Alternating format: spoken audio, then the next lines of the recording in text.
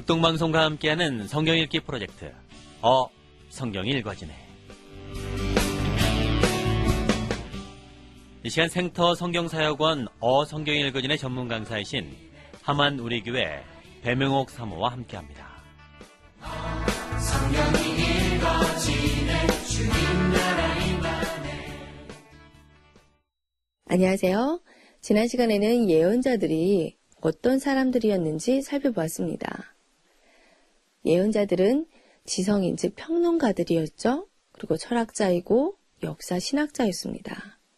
그리고 국제 외교학자이며 기도의 사람이었고 세계 미래를 내다보는 사람이고 설교가였고 문필가였고 그리고 이스라엘 유대를 사랑하는 애국자였으며 영원한 하나님의 나라를 예배하는 사람들로 이 예언자들은 정말 대단한 하나님의 사람들이었구나라는 것을 확인했어요. 그렇다고 어렵게만 느낄 예언자들까지도 어렵게 볼 게 아니라 우리에게 설교해 주시는 목사님이라고 생각하고 예언자를 보자고 했어요. 자, 이제 몸통 부분에 드디어 기술 선지자가 등장하는데 남유다에서는 오바다와 요엘이고요. 그 뒤에 북이스라엘에서 호세아, 아모스, 요나가 등장하는데요. 자, 간단하게 어떤 예언서들인지 먼저 살펴보겠습니다. 자, 가장 먼저 등장한 선지서가 오바다서예요. 자, 이때는 북쪽에서는 엘리사가 활동하고 있고 남방 유다는 이세벨의 딸과 결혼한 여호람이 다스리고 있는 상황입니다. 그러니까 북쪽이 아닌 남유다에서 오바다가 활동을 했어요. 오바다는 에돔의 심판에 대해 예언을 합니다. 자, 과거로 돌아가 보면 이 에돔은 다윗 때 정복한 나라예요. 그런데 지금 다윗 왕조 여호람 왕 때 오니까 그 에돔이 유다 예루살렘을 조롱하고 비웃고 있는 거예요. 자, 그러니까 북방의 바알과 아세라가 혈통을 타고 다윗 가문으로 이 남방 유다로 흘러 들어올 때 이때부터 하나님은 예언자를 보내시는데 오바댜가 이 즈음의 말씀을 받았고 이 오바다가 에돔의 공격에 대해 논평하는 겁니다.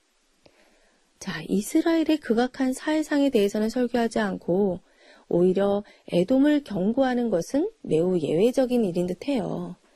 자, 이런 역사적인 배경 속에서 여호람 왕을 의식하면서 오바다서를 읽으시면 됩니다. 다음은 요엘서입니다. 오바다보다 한 10년에서 20년쯤 후에 나타나 하나님의 절대 왕권을 선포하는데요. 아달랴 여왕을 진멸하고 다윗의 시 요아스 왕을 섭정하던 여호야다 제사장 때 즈음이 이때의 배경으로 다윗 왕조가 이어져서 비교적 안정된 시기에 요엘서가 기록된 것으로 봅니다.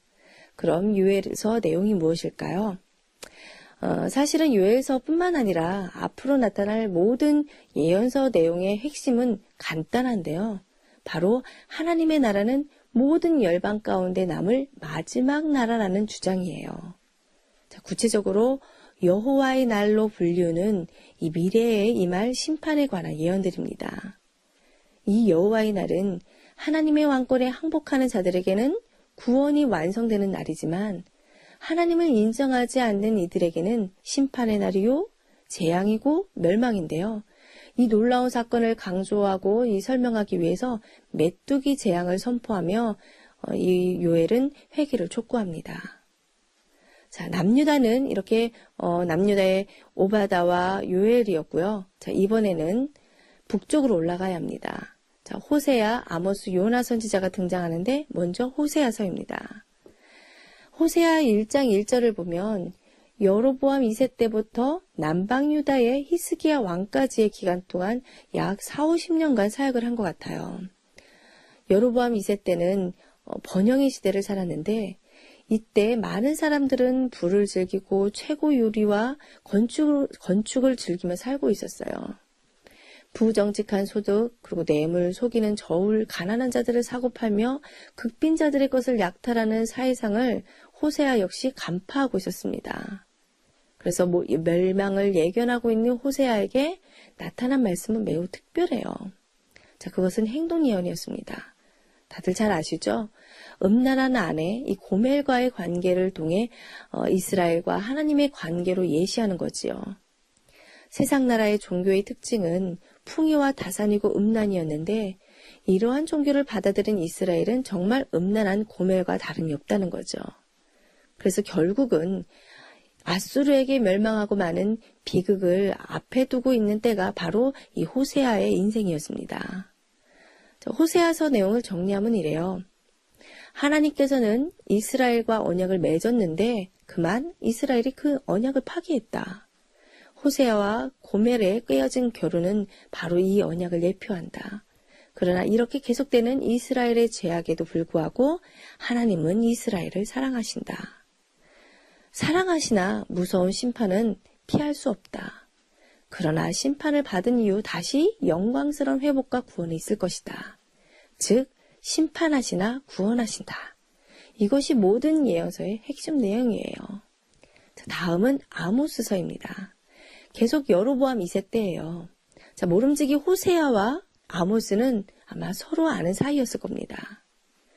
엘리야, 아합 시대 이후 이스라엘은 어떻게 살고 있었나? 여기 여로보암 2세 때 사회상을 보여주는 대목에서 우리는 알 수 있습니다. 마찬가지로 뇌물이 방법이었고 불의한 재판이 일상이었고요. 공의가 매몰되고 고아와 과부가 발붙일 수 없는 사회상을 이루고 있었어요. 그리고 극도의 빈부 차이가 생겨났습니다. 근데 이러한 때에 하나님은 입장이 있으세요.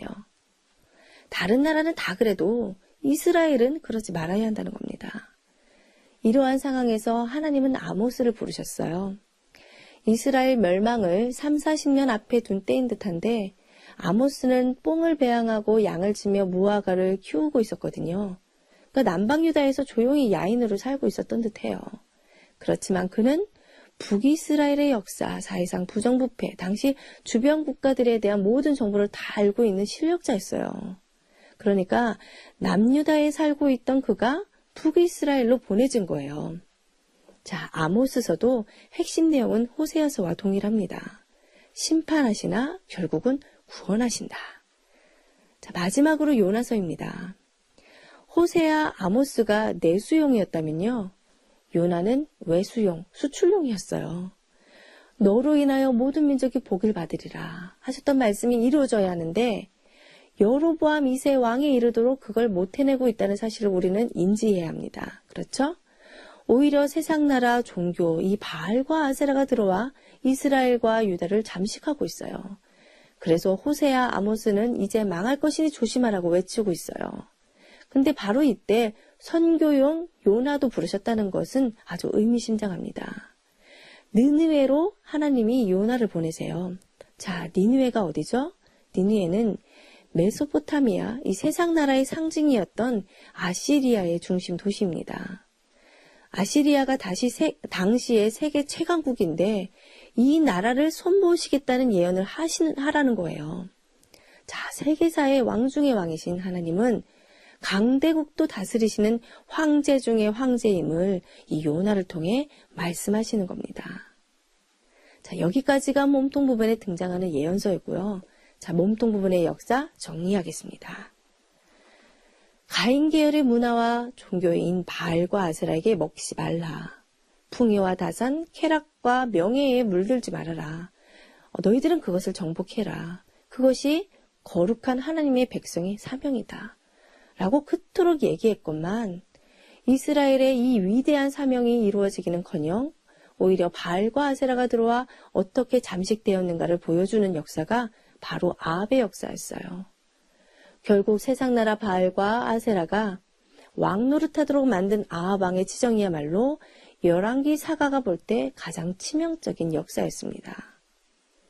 그러나 이 가운데서도 하나님의 나라 싸움을 싸우는 전사가 있었으니 그가 바로 엘리야였어요. 그리고 이 나라는 계속 그 다음 세대로 이어질 것입니다. 엘리야가 놀라운 승리를 했는데도 여전히 나라는 변하지 않아 디프레스 됐을 때 주신 메시지 기억하시죠? 더 이상 사역하지 못하고 죽고 싶을 때 주신 말씀은 너는 구간만 달려라. 네 구간만 달려라. 내 나라는 내가 책임진다. 앞으로 아합 가문이 어떻게 심판받는가 봐라. 이제 이런 드라마가 펼쳐질 때 주인공이 될 하사엘, 예후, 엘리사를 통해 아합 가문이 멸망할 것이다 였어요. 자, 하사엘은 아합이 죽는 전쟁을 일으킨 아람 왕이고요.